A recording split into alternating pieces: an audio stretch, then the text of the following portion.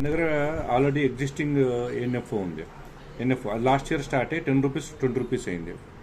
ఇప్పుడు మనకి ఈ రోజు స్టార్ట్ అవుతుంది ఒక ఎన్ఎఫ్ఓ ఉంది, అది ₹10తో స్టార్ట్ అవుతుంది. లాస్ట్ ఇయర్ స్టార్ట్ అయిన ఎన్ఎఫ్ఓలో ఒకవేళ మనము ₹1,00,000 పెట్టినాం అనుకోండి, మనకి 5,000 యూనిట్స్ వస్తాయి. ఇప్పుడు ఈ రోజు స్టార్ట్ అయ్యి ఎన్ఎఫ్ఓలో పెట్టినాం అనుకో, ₹10తో పెట్టాము, ఈ రోజు మనకి 10,000 యూనిట్స్ వస్తాయి. ఒకవేళ ₹1 పెరిగింది అనుకోండి మార్కెట్, అక్కడెక్కడ 2 చోట్ల పెరుగుతుంది. అక్కడ 5,000 యూనిట్స్కి ₹1 పెరిగితే ₹1,05,000 వస్తుంది. ఇక్కడ ₹1 పెరిగితే ₹1,00,000కి ₹1,10,000 వస్తుంది. సో ఆబ్వియస్లీ మనం 50% గ్రోత్ రేట్లో ఉంటాం ఎప్పుడు కూడా.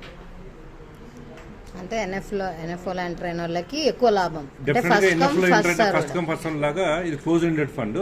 మనకి 2nd నుంచి 16th వరకు మాత్రమే ఓపెన్ ఉంటుంది, తర్వాత క్లోజ్ అయిపోతుంది.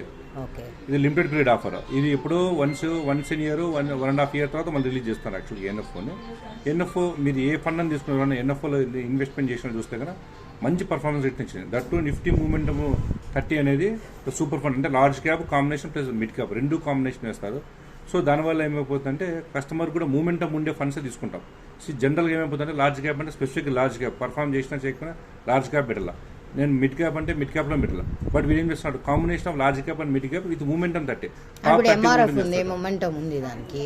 నేను చూస్తా అంటే 3 years అది 50,000 కా నుంచి 1,24,000 అయింది ఈ రోజు. 24 చేంజ్ లో, అంటే లార్జ్ క్యాప్ లో కూడా మూమెంటం అయితే ఉంది, అంటే పెరుగుతా పోతుంది. లార్జ్ క్యాప్ లో మూమెంటం ఉండేది, స్మాల్ క్యాప్ లో మూమెంటం ఉండేది, డిపెండింగ్ ఆన్ మార్కెట్ క్యాపిటలైజేషన్ కాకుండా మూమెంటం బట్టి మనం తీసుకుంటాం యాక్చువల్. సో ఇది నిఫ్టీ 200 మొమెంటం ఫండ్స్, మూమెంటం 30, దాని 30 తీసుకుంటాం మనం.